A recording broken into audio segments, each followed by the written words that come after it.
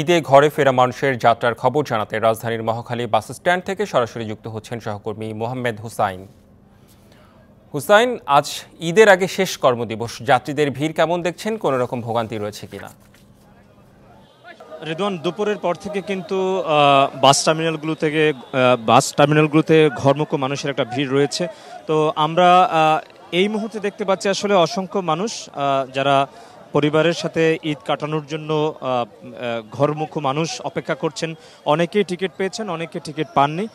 তবে আপনি যে ভোগান্তির কথাটা জানতে চেয়েছেন, বলতে হয় যে মহাখালী বাস টার্মিনাল থেকে যে ময়মনসিংহ অঞ্চলগামী বিভিন্ন জেলাগুলোর উদ্দেশ্যে যে সমস্ত বাস ছেড়ে যায়, সেই বাসগুলোতে বাড়তি ভাড়া রাখার একটা অভিযোগ আমরা পেয়েছি।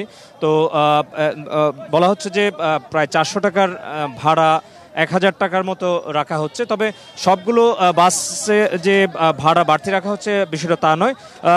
আমরা একটু কথা বলার চেষ্টা করব। এখানে অনেকগুলো বেশ কিছু যাত্রী রয়েছে, তাদের কাছে একটু জানার চেষ্টা করব আপনি কোথায় যাবেন এবং কোনো ধরনের ভোগান্তি রয়েছে কিনা, বাড়তি ভাড়ার কোনো অভিযোগ রয়েছে কিনা। আমি যেমন হলাম শেরপুরে, এখন বাড়তি হলো আগে টিকিট কাটছি 400 থেকে 450 সর্বোচ্চ, এখন টিকিট চাচ্ছে 1000 টাকা করে। এই দুটোতেই নগদের কাছে সব গ্রাহকই প্রিয়, তাই তো সারা দেশে ক্যাশ আউট চার্জ সবচেয়ে কম।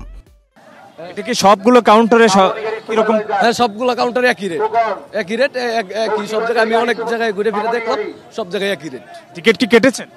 টিকিট কেটে নিয়ে এখনো দেখতেছি আর ভাবতেছি টিকিট কাটবো কিনা, দেখতেছি কম কি পাই কিনা, এটা আসলে দেখতেছি আমরা। রিদওয়ান, শুনতে পাচ্ছিলেন আসলে অনেকগুলো কাউন্টারে আসলে বাড়তি ভাড়ার অভিযোগ রয়েছে।